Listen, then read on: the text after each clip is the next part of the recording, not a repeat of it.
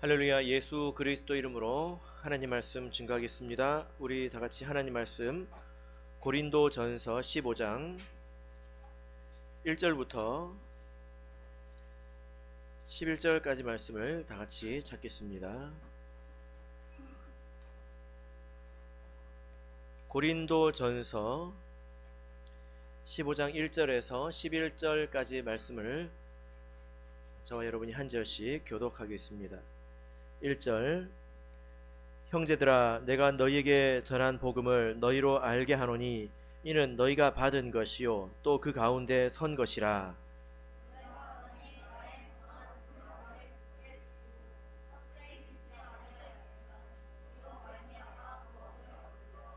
내가 받은 것을 먼저 너희에게 전하였노니 이는 성경대로 그리스도께서 우리 죄를 위하여 죽으시고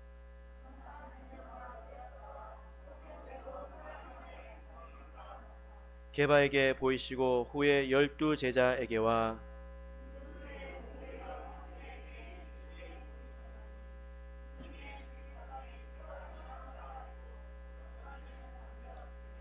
그 후에 야고보에게 보이셨으며 그 후에 모든 사도에게와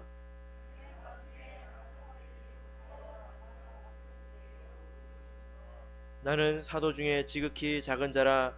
내가 하나님의 교회를 핍박하였으므로 사도라 칭함을 받기에 감당치 못할 자로라.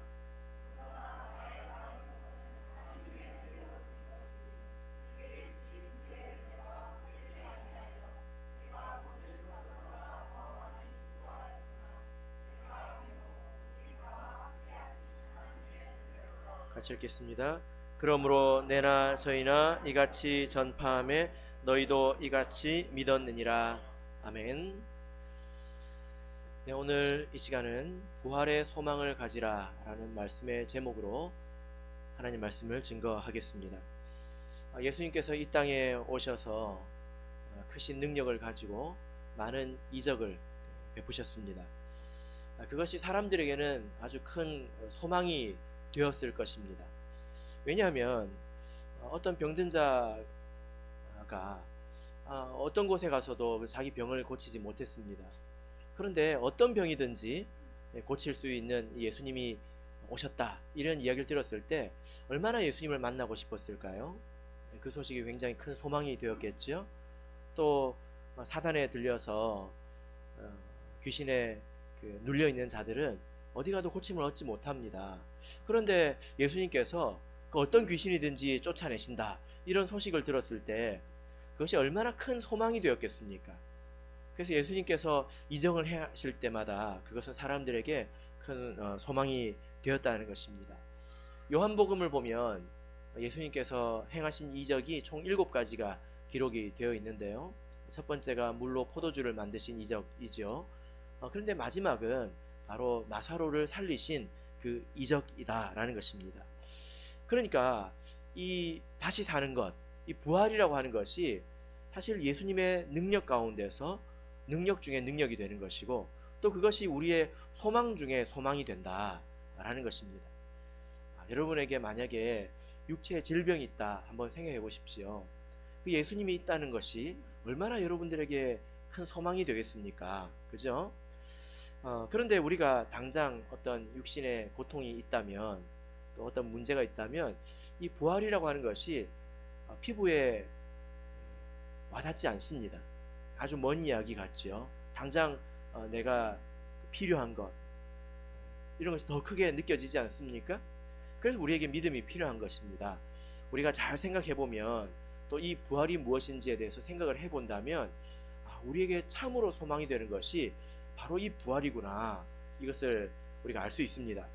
자, 그래서 오늘 말씀을 통해서 부활이 무엇인지, 또 어떻게 이 부활이 이루어지는 것인지 우리가 차근차근 살펴보도록 하겠습니다. 자, 12절을 보겠습니다. 12절 같이 읽겠습니다. 시작. 그리스도께서 죽은 자 가운데서 다시 살아나셨다 전파되었거늘 너희 중에서 어떤 이들은 어찌하여 죽은 자 가운데서 부활이 없다 하느냐. 자, 어떤 사람이 의문을 가졌는데요. 부활이라고 하는 것이 진짜 있는 것인가? 이런 게 진짜 있는가?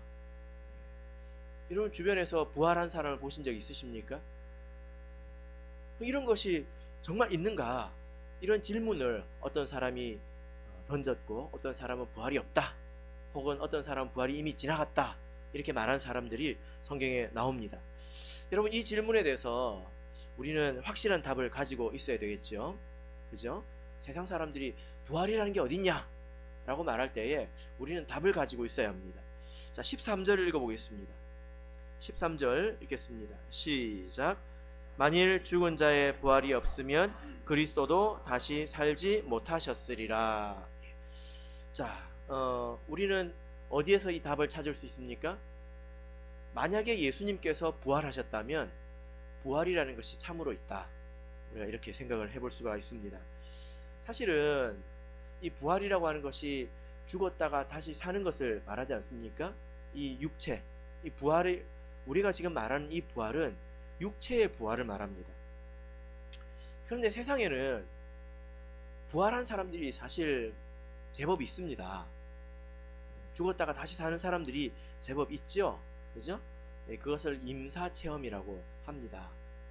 뭐 제가 통계를 찾아보지는 않았지만 아마도 한 해에 여러 명씩은 이렇게 죽었다가 사는 사람들이 있을 것입니다. 우리 교회도 그런 분이 있지요. 그죠? 그런데 그런 부활, 그렇게 다시 사는 것과 예수님의 부활은 좀 차이가 있습니다. 예수님의 부활과는 어떤 차이점이 있을까요? 예수님의 부활은 구약에 예언이 되어 있습니다. 그리고 스스로도 내가 3일 만에 다시 살아날 것이다, 이렇게 약속하셨죠. 그죠? 그리고 다시 살아났습니다. 그런데 세상에서 죽었다가 다시 산 사람들은 자기가 그 사람이 죽었다 사는 것이 성경에 약속이 되어 있을까요? 혹은 그 사람이 야, 내가 죽었다가 몇 시간 뒤에 다시 일어날게, 울지마, 뭐 이렇게 이야기했을까요?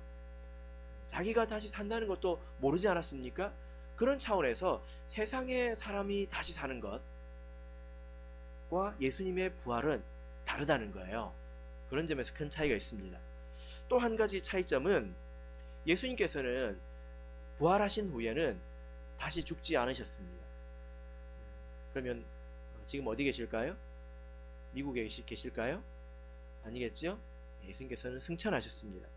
그런데 세상에 다시 살았다 하는 사람들은 결국에는 다시 죽고 말았죠. 성경에 보면 나사로도 예수님께서 다시 살려주셨지만 또 여러 사람이 나오지 않습니까? 도르가도 그렇고요. 또 세상에 죽었다가 살아난 많은 사람들이 다시 죽었거나 또 죽게 됩니다. 그래서 예수님의 부활과 세상에 있는 이런 부활은 좀 차이가 있다. 예수님의 부활은 특별한 부활이다 라는 것입니다. 3, 4절에 보면 이렇게 말씀하고 있죠. 3, 4절. 내가 받은 것을 먼저 너에게 전하였노니 이는 성경대로 그리스도께서 우리 죄를 위하여 죽으시고 장사 지낸 바 되었다가 성경대로 사흘 만에 다시 살아나사, 이렇게 말씀하고 있습니다. 자, 그런데 문제는 예수님께서 이렇게 부활하신 것을 오늘날 우리가 어떻게 믿을 수 있느냐 라는 문제입니다. 자, 5절부터 8절을 보시면 그 당시에는 많은 사람들이 예수님의 부활을 목격했다라는 것을 알 수 있습니다.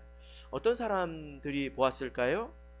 자, 5절을 보시면 먼저 게바에게 보이셨습니다. 게바는 베드로를 말하죠.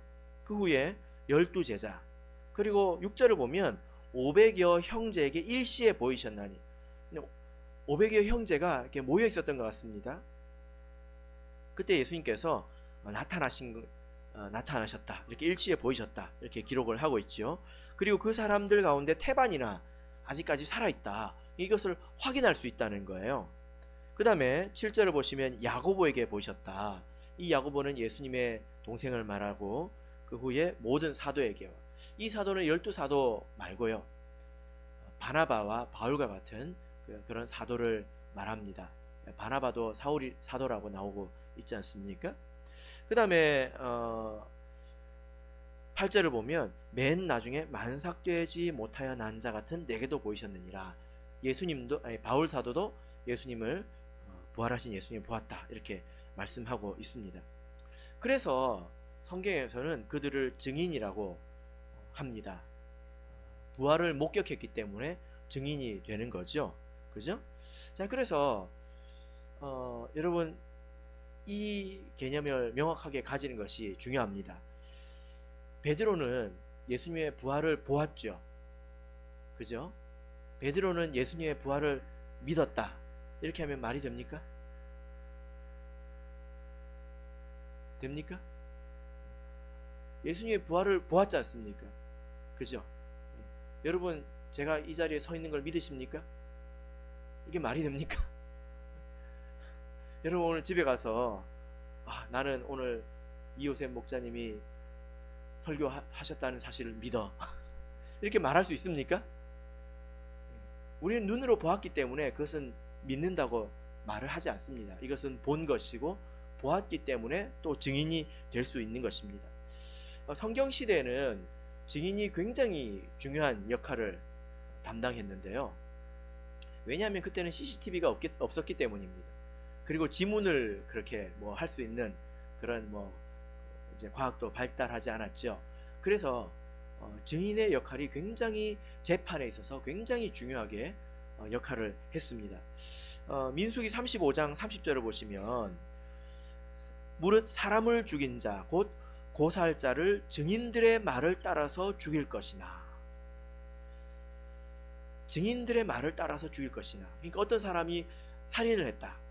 누가 죽었는데 누가 이 사람을 죽였느냐, 그것을 증인의 말을 듣고 판단한다는 거예요. 그래서 중요한 일에 대해서는 두세 사람의 증인이 있어야 된다, 이렇게 말씀하고 있지 않습니까?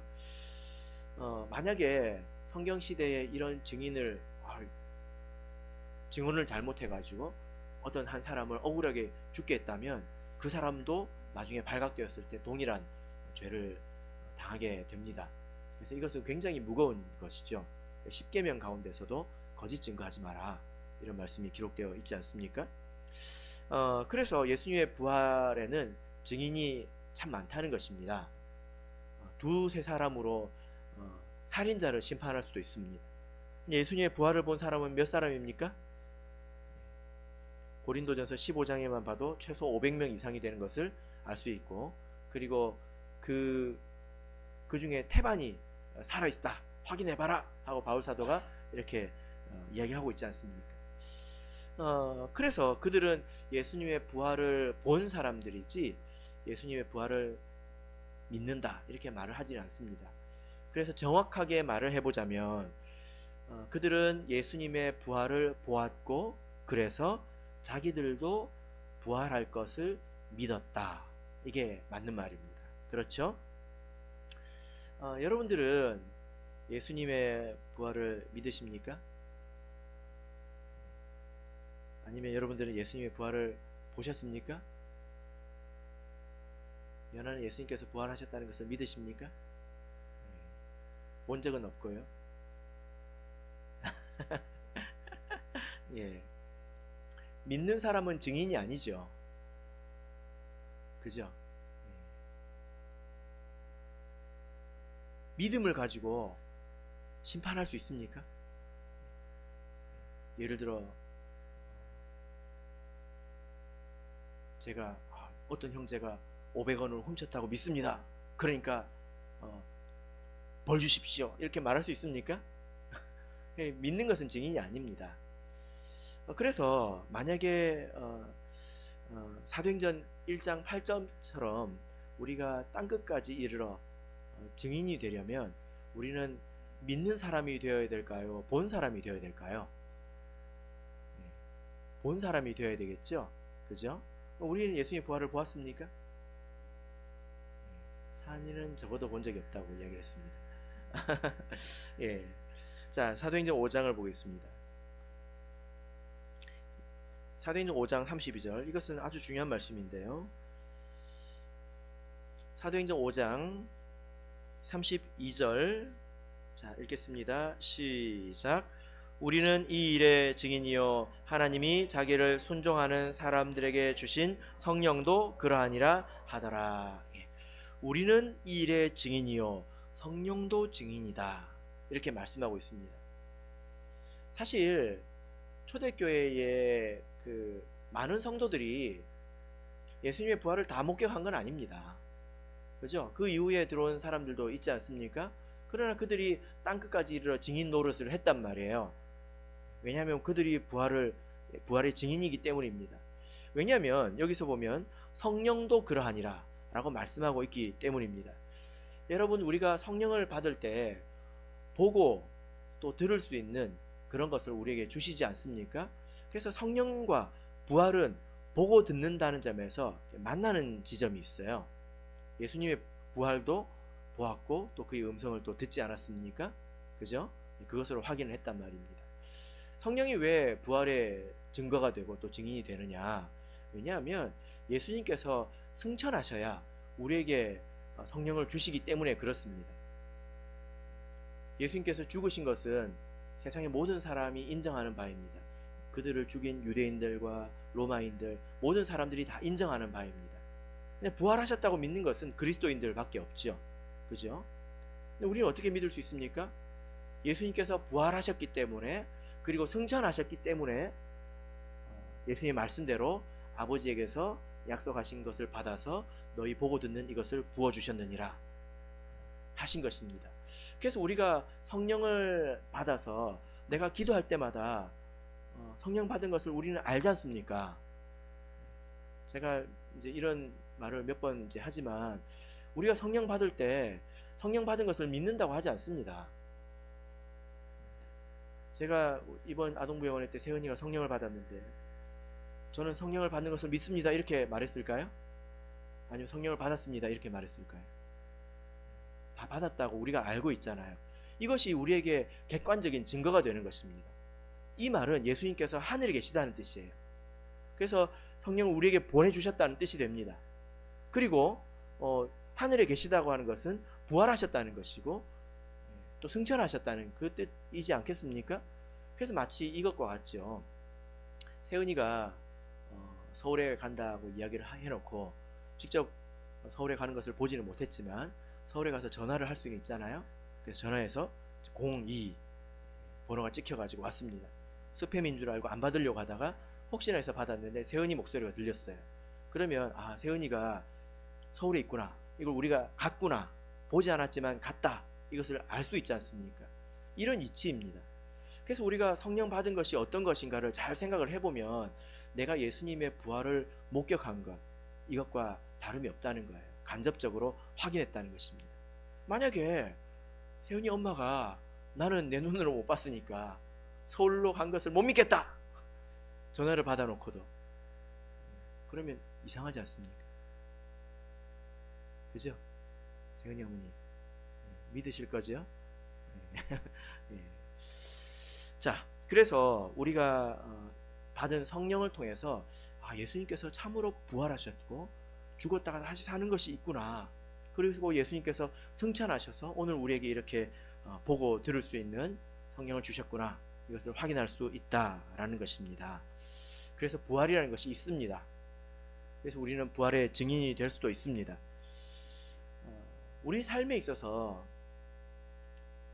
중요한 것들이 많이 있지만, 그러나 결과적으로 가장 중요한 것은 우리가 부활하는 것 아니겠습니까? 여러분 어떻게 생각하십니까? 우리가 인생을 잘 살아봐야 100년입니다. 8, 90세가 되면 삶의 활력도 많이 떨어지게 되죠. 그죠? 그리고 여러분 이거 아십니까? 돈의 값어치가 갈수록 떨어집니다. 이게 물가가 오른다는 뜻이 아니에요.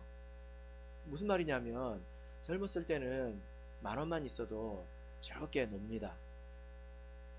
그리고 예를 들어 100만 원이 있다면 맛있는 것도 먹고 아주 즐거운 시간을 보낼 수 있죠. 나이가 들면 어떻게 될까요? 뭘 먹어도 맛이 없는 때가 옵니다. 저는 아직 그때는 안 된 것 같아요. 네. 여러분을 보니까 여러분도 아직 그때는 멀은 것 같은데요. 나이가 들면 어디를 가도 재미가 없고 맛있는 것도 맛이 없고 따뜻한 것도 따뜻하지 않고 이런 때가 온다고 전도서에서 말씀하고 있습니다. 제가 말씀드리는 것이 아니라 저는 아직 경험을 못 해봐가지고 전도서 12장을 보겠습니다. 우리가 말씀을 통해서 배워야죠. 전도서 12장 12장을 보시면 7절을 보시면 흙은 여전히 땅으로 돌아가고 신은 그 주신 하나님께로 돌아가기 전에 기억하라. 이것은 죽음을 말하고 있죠. 근데 이 죽음을 말하기 전에 3절부터 우리 인생의 말미에 겪는 여러 가지 어려움이라고 말해야 될까요? 모든 것이 식어지는 것, 모든 것이 허물어지는 것, 이것에 대해서 말씀하고 있습니다. 3절을 보면 그날에는 집을 지키는 자들이 떨 것이며 힘 있는 자들이 구부러질 것이며 맷돌질하는 자들이 적음으로 그칠 것이며 창들로 내어다보는 자가 어두워질 것이며 길거리 문들이 닫혀질 것이며 맷돌 소리가 적어질 것이며 새 소리를 인하여 일어날 것이며 음악하는 자들은 다 쇠해질 것이며 그런 자들은 높은 곳을 두려워할 것이며 길에서는 놀랄 것이며 살구나무가 꽃필 것이며 메뚜기도 짐이 될 것이며 원욕이 그치리니 이는 사람이 자기 집을 영원한 집으로 돌아가고 조문자들이 거리로 왕래하게 됨이라. 여러분, 여기서 표현한 것들은 우리가 노년의 때에 겪는 곤란함에 대해서 이야기하고 있는 것입니다. 이 말씀을 풀어보자면 먼저 총기가 사라지고 체온이 떨어지고 맷돌은 씹는 것을 말합니다. 씹는 것이 시원찮아지고 또 입이 저절로 벌어져서 침이 흘러나고 허리가 굽어지고 시력이 어두워지고 특히 밤에 잠이 깊이 들지 않는다는 거예요. 어렸을 때는 아침에 막 8시, 9시, 10시, 11시, 12시 심지어 정오를 지나서까지도 잠을 자잖아요. 근데 나이가 들면 새벽에 깹니다. 새소리 듣고 깬다는 거예요. 예. 그리고 성대도 늘어집니다. 여기서 보면 음악하는 여자들은 다 쇠해질 것이며, 이게 다 이렇게 성대를 말하는 거거든요. 우리 아이들 찬송 부르는 거 보면 참 꾀꼬리 같은 소리지 않습니까? 나이가 들면 성대도 늘어져 가지고 목소리가 거칠게 되죠. 그리고 살구나무에 꽃이 핀다는 것은 검버섯을 말합니다. 얼굴에서 피는 이런 것들, 저도 벌써 몇 개가 있습니다. 체질인 것 같아요. 기력이 없어지고 인간의 기본적인 욕구도 사라진다는 거예요. 그래서 지금 있는 100만 원이 10년, 20년 후에도 똑같은 가치가 있는 게 아닙니다. 그죠? 그렇게 모든 것이 이렇게 쇠퇴하고 모든 것이 이렇게 허물어지고 마지막 결국 죽음에 이르게 됩니다. 이게 불과 몇십 년이라는 거예요. 그죠? 그래서 우리가 인생을 생각할 때 내가 다 살아보지 않았다 하더라도 그날이 되어서 중요한 것은 이것이구나 생각하기 전에 우리가 말씀을 통해서 배우는 것이 이게 유익이잖아요. 그죠? 그래서 우리가 말씀을 통해 생각해 볼 때 인생의 가치가 어디 있는가? 인생은 영원한 천국을 준비하는데 그 가치가 있습니다. 부활을 준비하는데 이 생명의 가치가 있다는 거예요. 여러분, 요 며칠을 여러분들께서 어떻게 보내셨는지 모르겠습니다. 근데 어떤 분은요, 며칠이 모자라서 천국에 못 간 경우도 있습니다. 제가 그런 이야기를 들었는데요.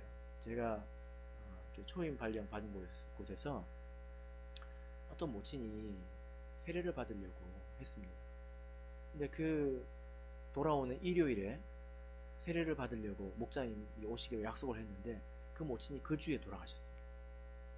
며칠이 모자라가지고 이 며칠이 무엇과도 바꿀 수 없는 그런 며칠이지 않습니까? 우리 삶은 사실 굉장히 가치가 있습니다. 왜냐하면 부활이라고 하는 것이 있기 때문에 가치가 있는 거예요. 세상에 있는 저 김씨 아저씨 또 이씨 아줌마 이런 모든 사람들의 생명도 그래서 가치가 있는 것입니다. 여전히 그들에게 기회가 있기 때문이죠. 그죠? 그런데 이 부활에는 순서가 있다는 것을 우리가 이 말씀을 통해서 배울 수가 있습니다. 자, 고린도전서 15장 23절을 보겠습니다. 고린도전서 15장 23절, 자, 읽겠습니다. 시작. 그러나 각각 자기 차례대로 되리니 먼저는 첫 열매인 그리스도요 다음에는 그리스도 강림하실 때에 그에게 붙은 자요. 자, 23절을 보시면 그러나 각각 자기 차례대로 되리니 순서가 있다는 거죠. 그 순서는 어떨까요? 처음은 첫 열매인 그리스도시요. 그리고 아직 부활한 사람은 없습니다. 왜냐하면 51절 2절을 보겠습니다. 51절 2절 읽겠습니다. 시작. 보라, 내가 너에게 비밀을 말하노니 우리가 다 잠잘 것이 아니요 마지막 나팔의 순식간에 홀연히 다 변화하리니 나팔 소리가 나매 죽은 자들이 썩지 아니할 것으로 다시 살고 우리도 변화하리라. 예. 자, 여기 보니까 언제 변화한다고, 언제 부활한다고 말씀하고 있습니까? 마지막 나팔에 순식간에 홀연히 다 변화한다. 마지막 시대는 나팔이 있죠. 우리가 계시록을 통해서 배운 바가 있습니다. 계시록을 보면 하나님께서 말세의 그 모든 경륜을 7개 인으로 진행을 하십니다. 근데 그 5번째 인 안에는 7개의 나팔이 있죠. 그리고 7번째 나팔이 불릴 때에는 어떤 일이 일어나느냐? 불리는 그 순간에, 7째 나팔이 시작되는 그 순간에 하나님의 교회가 새 예루살렘으로 완성되게 됩니다. 우리는 아직 불완전하지 않습니까? 근데 그때가 되면 다 예수님처럼 이 교회가 그리스도의 신부로 완성이 된다는 거예요. 근데 그리고 나서 끝나는 것이 아니라 7번째 나팔, 마지막 7번째 나팔 안에는 7개의 대접이 있습니다. 이것은 하나님의 진노의 대접입니다. 근데 그 7번째 나팔이라고 하는 것이, 그러니까 뭐 이렇게 빠바밤 하고 불리면 다 부활하는 것이 아니라 그 7번째 나팔이라고 하는 그 기간 안에 어느 순간에 홀연히 이렇게 다 부활하게 된다라는 것입니다. 그리고 우리가 성경을 보면 그 이후에 우리가 그때까지 죽지 않고 살아있다면 우리 육신이 신령한 몸으로 변하게 됩니다. 그러면 우리는 죽음을 경험하지 않는, 육체의 죽음을 경험하지 않는 그런 사람이 되겠죠. 그죠? 자, 요한복음 5장 29절을 보겠습니다. 요한복음 5장 29절.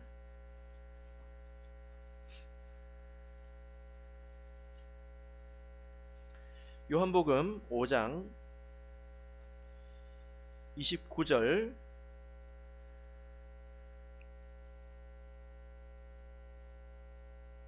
자, 읽겠습니다. 시작. 선한 일을 행한 자는 생명의 부활로, 악한 일을 행한 자는 심판의 부활로 나오리라. 예. 그래서 이 말씀을 보면 지금 죽은 사람들은 낙원이 아니면 음부에 있습니다. 그죠? 근데 이 낙원에, 천국에 갈 사람들이 기다리고 있습니다. 그래서 낙원을 천국 가는 대합소이다 이렇게 표현을 하는데요. 이 사람들이 다시 이 땅으로 와서 부활하게 됩니다.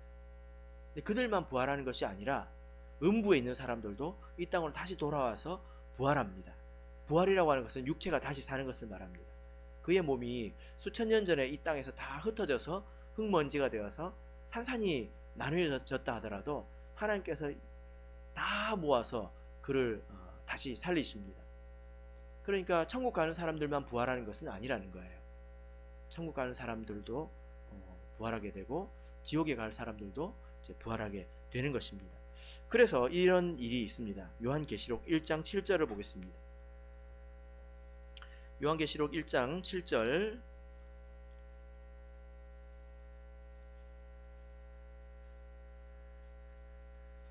요한계시록 1장 7절 읽겠습니다. 시작. 볼지어다 구름을 타고 오시리라. 각인의 눈이 그를 보겠고 그를 찌른 자들도 볼 터이요 땅에 있는 모든 족속이 그를 인하여 애곡하리니 그러하리라. 아멘. 자, 이 말씀을 보니까 예수님께서 구름을 타고 오시는 것, 재림하시는 장면을 누구도 본다고 말하고 있습니까? 그를 찌른 자, 그를 찌른 자는 누구죠? 2000년 전에 예수님께서 십자가에 달리셨을 때 예수님 옆구리를 창으로 찌른 자, 그들도 예수님 부활을 본다는 거예요. 이것은 그들이 이 땅에 다시 부활했다는 것을 말합니다. 그래서 예수님께서 재림하시기 이전에 7번째 나팔 안에서 부활이라고 하는 그런 일들이 일어나게 됩니다. 그래서 본문으로 돌아가서 24절을 보겠습니다. 고린도전서 15장 24절 같이 읽겠습니다. 시작. 그 후에는 나중이니 저가 모든 정사와 모든 권세와 능력을 멸하시고 나라를 아버지 하나님께 바칠 때라. 그렇게 모든 사람이 부활하고 나면 그 후에는 나중이니, 이 나중이라는 말은 끝이다 이런 뜻입니다. 그냥 끝이니 라고 이해하시는 것이 더 좋겠습니다. 그럴 때 예수님께서 재림하셔서 무엇을 하십니까? 모든 정사와 권세와 능력을 멸하시고, 이 정사와 권세와 능력은 세상에 있는 정사와 권세와 능력을 말하는 것이 아니라 사단의 세계를 말합니다. 사탄의 세계를 그때 심판하신다는 것입니다. 사탄의 영적인 세계가 그날에 파멸이 된다라는 거죠. 그리고 26절을 읽겠습니다. 26절 시작. 맨 나중에 멸망받을 원수는 사망이니라. 그래서 성경을 보면 하나님께서 그 지옥불에 이렇게 던져 넣는 순서가 있어요. 계시록에 보면 제일 먼저 들어가는 게 사단이 아니라 거짓 선지자들입니다. 하나님께서 거짓을 전하는 사람을 얼마나 미워하시는지 그것을 통해서 생각해 볼 수가 있어요. 그죠? 그리고 사단도 들어가고 또 지옥에 갈 사람들도 지옥에 던져놓고 제일 마지막에는 이 지옥불에다가 뭘 던져 넣을까요?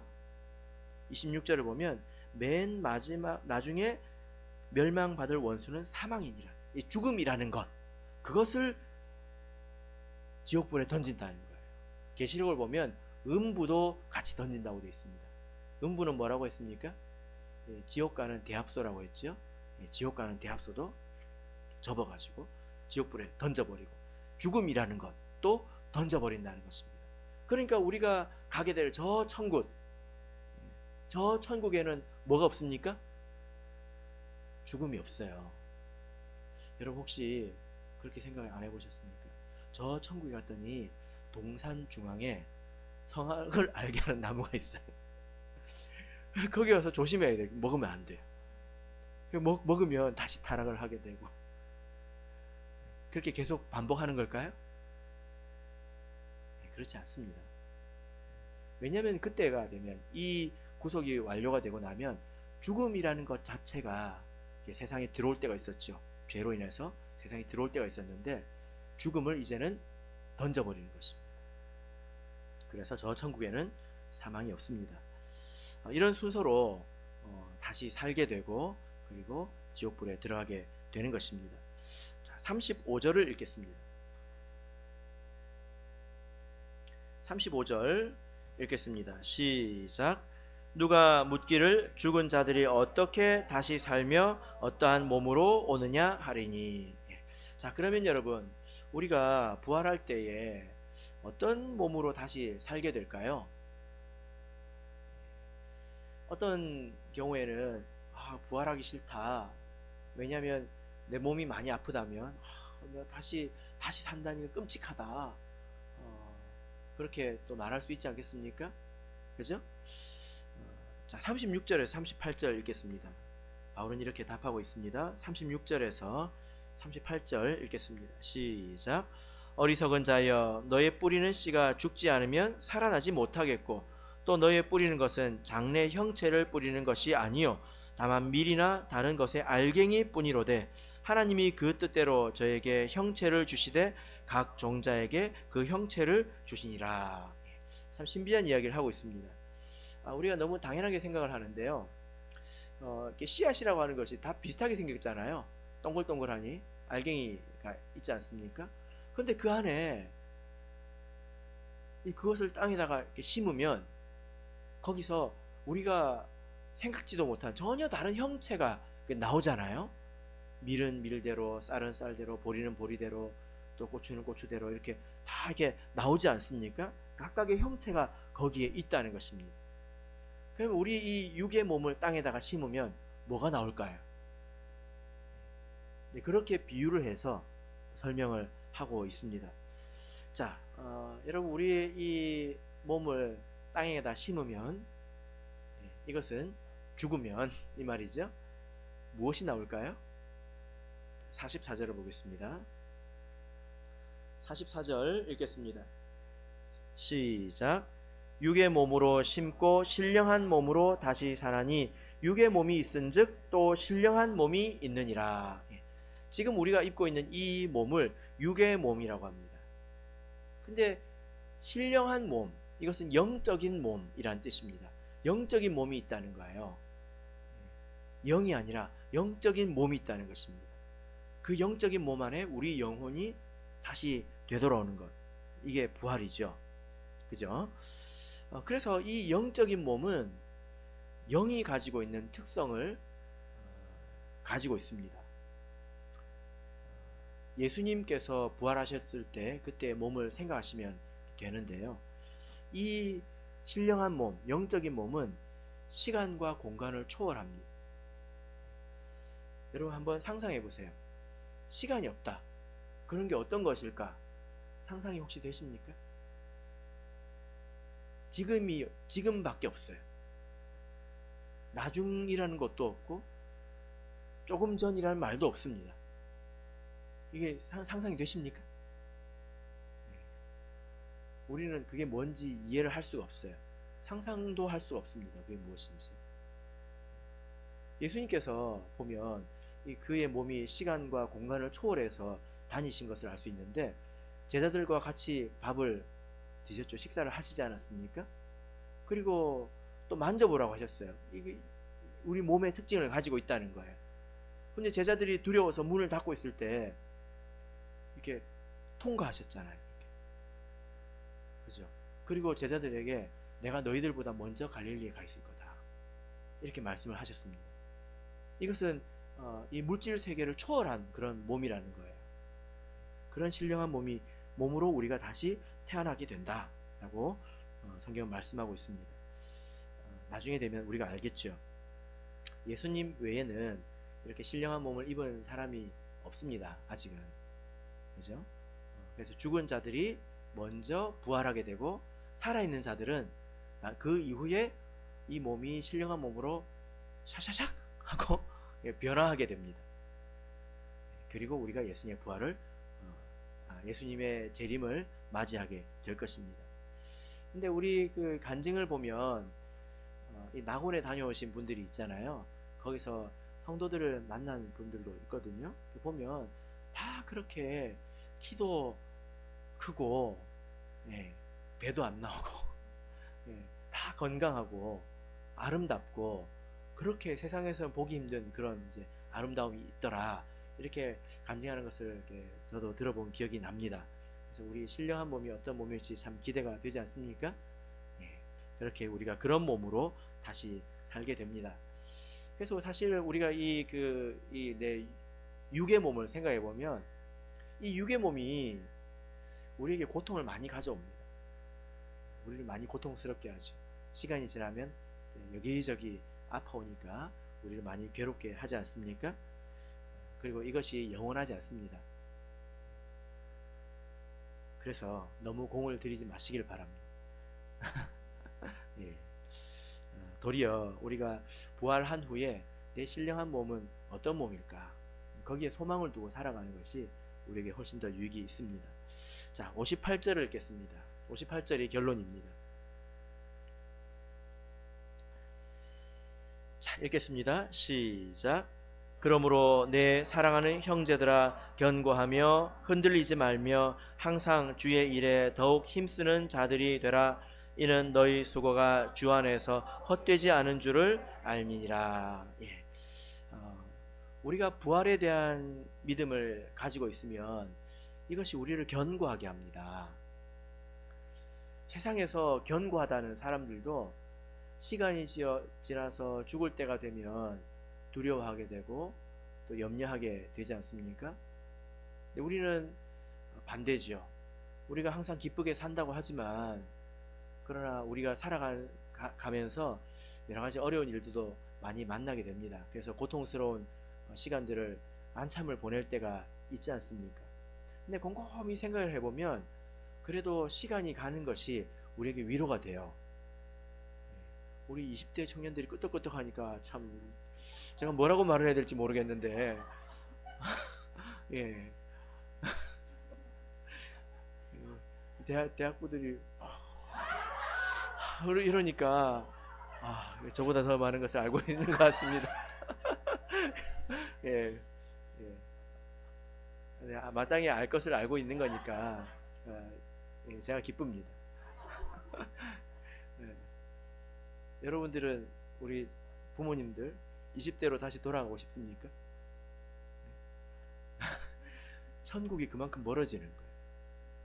멀어지는 거예요. 지금 나이가 된 것이 얼마나 기쁘고 좋습니까? 얼마 안 남았잖아요. 이게 그냥 스스로 위로하자고 우리 그냥 웃자고 하는 소리가 아니라 진짜 그렇지 않습니까? 예. 고통스러울 때 우리가 이것이 사실 위로가 됩니다. 시계를 거꾸로 매달아놔도 시계는 돌아가잖아요. 우리가 인생의 어려운 순간에도 우리의 부활은 가까워져 가고 있는 것입니다. 이것이 우리 삶의 소망이 되는 것이죠. 히브리서 6장 19절을 보면 이 소망이 있는 것은 영혼의 닷 같아서 이렇게 말씀하고 있습니다. 우리가 절대로 흔들리지 않는 그 중심에 이 부활에 대한 소망이 있다는 것입니다. 세상에 내가 무엇을 가져본들 사실은 아무것도 아니고 갈수록 값어치가 떨어지는 것이고 허무한 것입니다. 그러나 시간이 지나면 지날수록 우리는 더 소망이 커지게 되죠. 이제 얼마 안 남았다. 그래서 지난번에 기억나십니까? 대만에서 오신 목자님이 해주신 간증에서 어떤 형제님한테 전화를 받았는데 그 형제님이 암에 걸렸대요. 그리고 만세를 불렀대요. 그리고 호스피스 병동에 가서 거기서 두 사람을 전도했대. 기억나십니까? 부활이 가까웠으니까 만세! 그 만세를 부르고 호스피스 병동에 가가지고 다 같이 너도 죽을 거고 나도 죽을 건데 나는 천국 가는데 너는 안 됐다. 이렇게 전도를 했대요.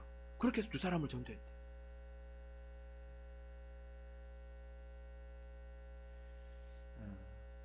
이 부활의 소망이 우리 모든 사람의 마음에 기둥처럼 뿌리 내려서 절대 흔들리지 않는 저와 여러분 되시기를 예수 그리스도 이름으로 축복합니다.